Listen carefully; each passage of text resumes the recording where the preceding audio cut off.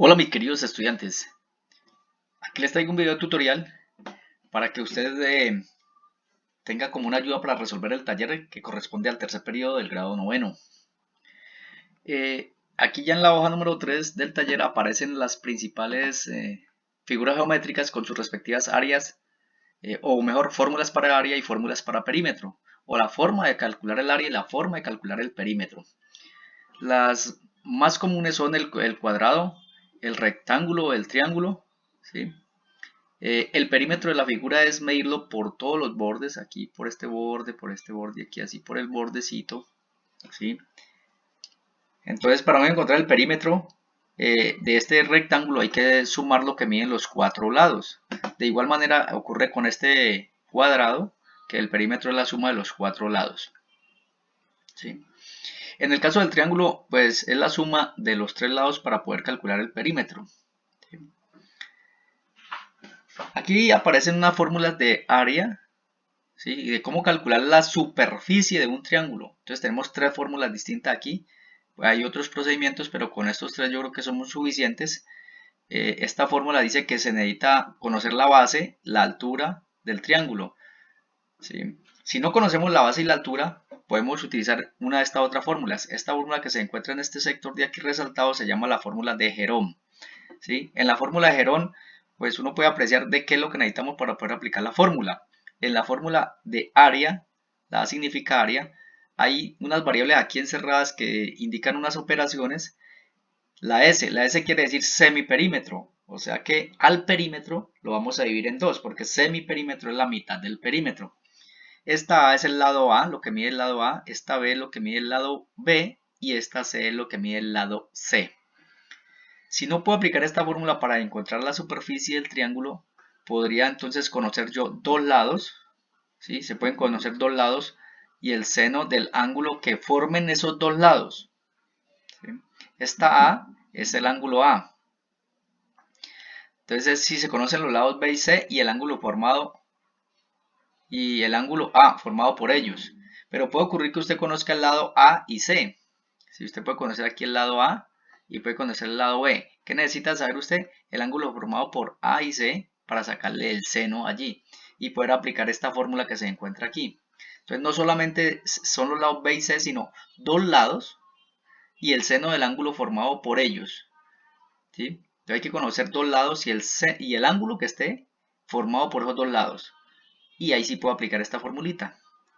Bueno, para el caso del rombo, el rombo, aquí dice que el rombo es una figura que uno le traza una de estas esquinas acá con estas otras esquinas y se forma una cruz perfecta, quiere decir que forma aquí en el centro un ángulo de 90 grados.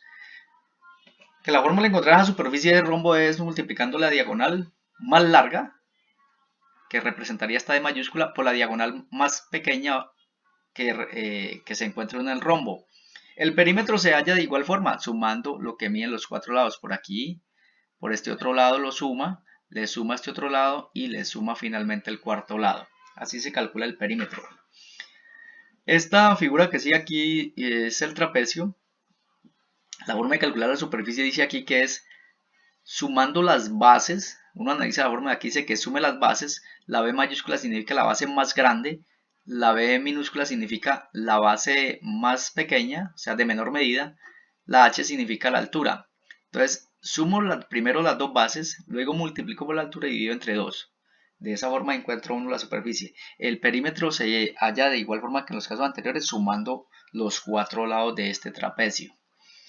Aquí tengo el círculo. En el círculo hay que rescatar o darle sentido muy importante a esta línea que atraviesa por todo el centro de lado a lado, que llama diámetro.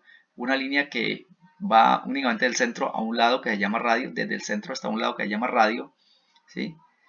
Son las principales líneas que más se manejan allí. Y esta línea que curva, que va por todo el borde del círculo.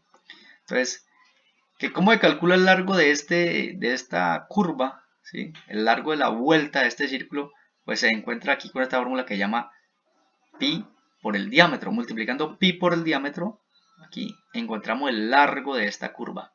Ahora, la superficie o área de este círculo se encuentra multiplicando pi por radio a la 2. Por acá tengo los polígonos regulares, ¿sí? De 5 o más caras. Es la fórmula la misma. Se calcula la P significa perímetro, la A significa apotema. O sea que yo averiguo cuál es el perímetro, lo multiplico por la apotema, que es una línea que va desde el centro a la mitad de uno de los lados. ¿Sí? Resuelvo la operación de la multiplicación y luego divido entre 2 y obtengo la superficie o el área de ese polígono regular. ¿Cómo encuentro el área de una corona circular? Esto es lo que llamo una corona circular. ¿Sí? Es como una arandela. ¿Sí? Son como arandelas que tienen un hueco en el centro. Pues es muy fácil. Averigua el área del círculo más grande y averigua el área del círculo pequeño y por diferencia calcula uno el área de la corona. Si no lo parece de esa forma, pues aplica esta fórmula que se encuentra aquí, ¿sí? Que ya le calcula exactamente el área de la corona. Yo preferiría calcular el área del círculo grande y le resto el área del círculo pequeño y ahí me da el área de la corona circular. Bueno, aquí tengo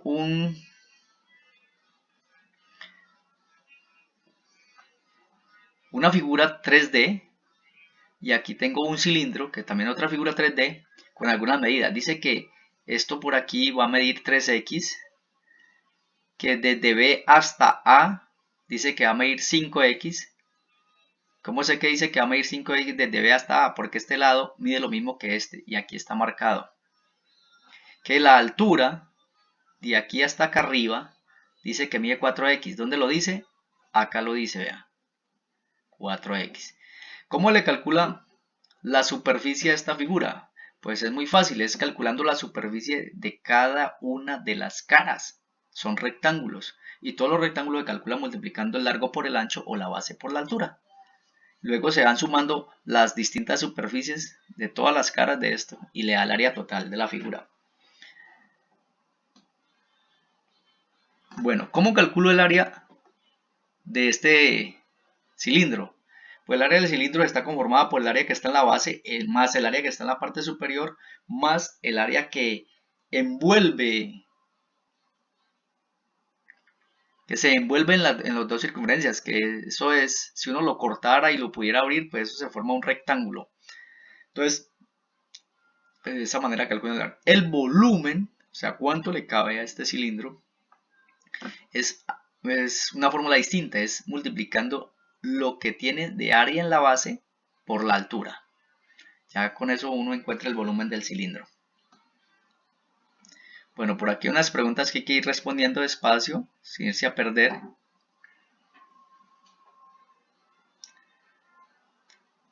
Bueno, por aquí me encuentro en otra figura.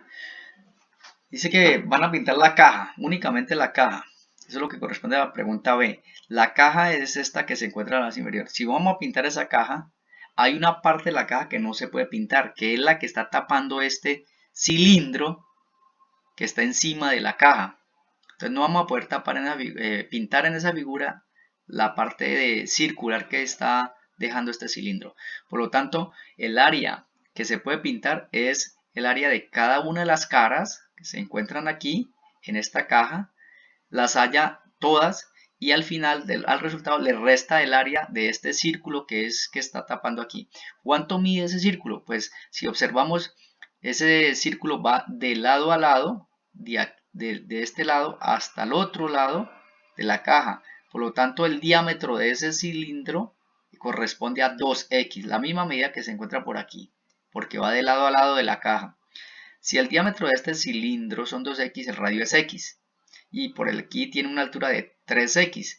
Entonces ya tenemos la información suficiente para encontrar lo que nos están pidiendo allí, la superficie.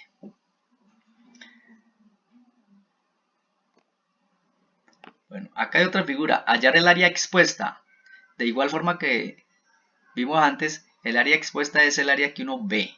Por ejemplo, aquí hay unos pedacitos que no son áreas expuestas. La base de esta pirámide no es un área expuesta. Y aquí donde está pegado este cilindro con la caja tampoco es un área expuesta. Entonces, si nos piden calcular el área expuesta de toda la figura, hay que calcularla por separado. Y luego restar ese rectángulo que un área no expuesta y restar ese círculo que es otra área no expuesta. Allí se encuentran las medidas. Bueno, aquí tengo las figuras, los sólidos geométricos que más se usan en nuestra vida diaria, y tenemos aquí las áreas. Las fórmulas de área y las fórmulas de volumen. Aquí la P en este se llama un prisma recto. Aquí dice A sub L, que significa área lateral.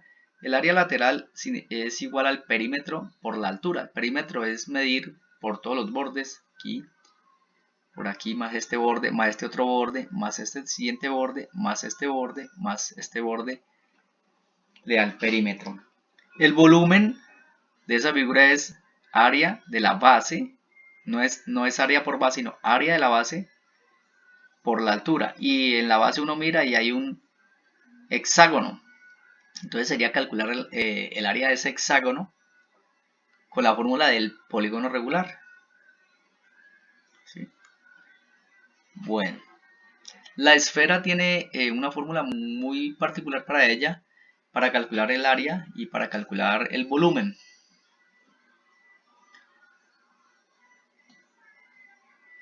En este caso, aquí tengo una pirámide. Las áreas de las pirámides es calcular el área de un triángulo de estos que está por aquí, y miramos cuántos triángulos de esos hay para seguir sumando las áreas más el área de la base.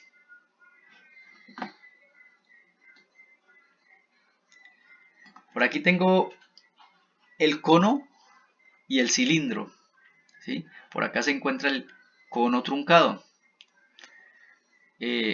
La fórmula de área lateral del cono, área lateral, se encuentra por aquí. Área lateral es multiplicando pi por el radio por la generatriz. La generatriz es la línea que va desde acá arriba, por aquí, hasta la base, ¿sí?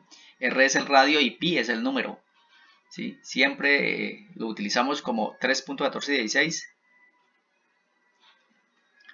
El volumen de un cono, si miramos aquí la fórmula, es igualita a la fórmula del volumen del cilindro. Aquí está, volumen del cilindro, con la diferencia de que aquí se divide por 3, ¿sí? Se divide por 3.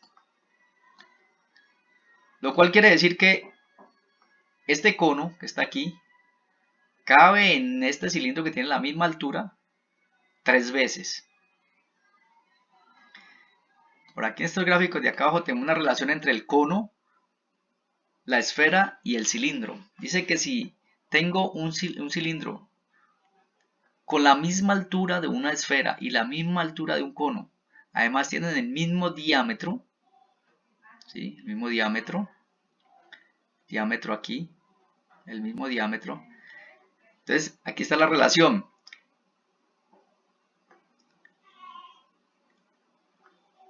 En este cilindro caben 3 conos.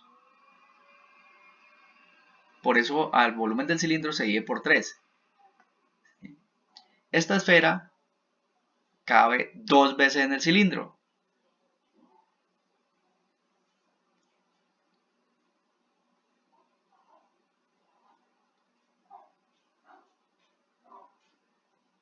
Perdón. La esfera es igual a 2 conos. La esfera es igual a 2 conos. Por lo tanto, cuando yo cojo y meta la esfera acá, es como haber metido el volumen de 2 conos. La esfera la meto acá. Le quedaría faltando una tercera parte para llenar el cilindro. Por acá más adelante nos encontramos el teorema de Tales, ¿sí? Que es aquel que utiliza estas rectas horizontales que son paralelas entre sí. Pueden haber más rectas. Y unas atravesadas que no son paralelas. Esto nos deja unos segmentos, por ejemplo el segmento AB, ¿sí? Proporcional con el segmento A'B', que está acá al otro lado. Que el segmento BC es proporcional con el segmento B'C', ¿sí? O este segmento A hasta A', ¿sí? Puede ser proporcional con el segmento B con el B'. También nos deja algo importante, nos deja unos ángulos aquí que se conocen muy bien, que este ángulo que está aquí, donde está la letra B, con este ángulo que está aquí adentrico, donde está la crucecita, ese ángulo son iguales. Esos son alternos internos. Alternos porque están a un lado de esa línea que va atravesada e internos porque van por dentro de las dos paralelas.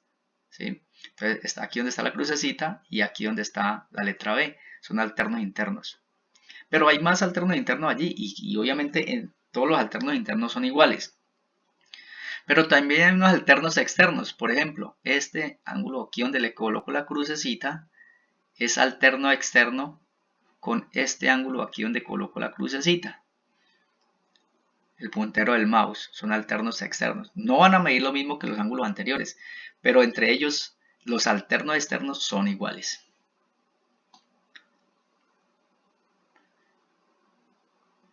Bueno, hemos finalizado aquí. Por aquí ya estoy finalizando el taller. Aquí tengo una figura, un recipiente que es un vaso. Un vaso es el resultado de un cono truncado. ¿Qué medida le tomamos a un vaso? Pues obviamente le vamos a tomar la medida que va de aquí hasta el otro lado del vaso, que es la medida que llama el diámetro pasando por el centro. El diámetro. ¿Para qué medimos el diámetro? Para encontrar el radio. También lo hago acá abajo en la base, pasando por todo el centro de la base para medir el radio menor. También lo voy a medir esta línea que va desde la parte superior hasta la base, que sería la generatriz. Con esos datos podemos calcular lo que nos piden del cono truncado.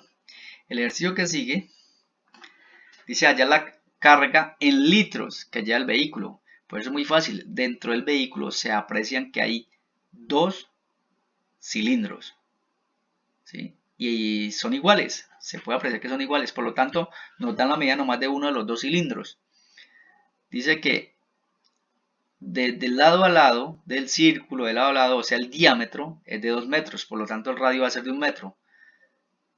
Y estos 6 metros que van de aquí hasta acá al fondo, de aquí hasta aquí, es la altura será la altura del cilindro. Con esa información podemos calcular el volumen del cilindro, pero recuerde que el cilindro, uno de ellos apenas tiene el 75% de la capacidad, ¿sí? Del otro no dice nada, por lo tanto está lleno. Hay que convertir esos centímetros cúbicos que aparecen allí en litros. Pues los 1000 centímetros cúbicos son equivalentes a 1 litro. Esos 1000 centímetros cúbicos caben en un decímetro cúbico, o sea, una cajita de 10 por 10 por 10. Finalmente, tengo aquí un recipiente que es el mismo cono truncado que vimos ahora en el vaso, ¿sí? Con unas medidas que lo indican aquí. Este tornillo y nos piden hallar el volumen de este tornillo, es muy fácil. Aquí hay tres figuras, hay dos hexágonos, ¿sí? Llenos de hierro, y el que atraviesa el tornillo es un cilindro. Por lo tanto, hallamos el volumen de los hexágonos, ¿sí? Más el volumen del cilindro. Recuerden no duplicar el centro del hexágono, que es un agujero, ¿sí? Para que no le queden los volúmenes duplicados. Bueno, esto es todo, amigos. Espero que les haya servido enormemente para el desarrollo de su taller. Les agradezco la atención prestada y espero que sea de gran ayuda para ustedes. Hasta luego.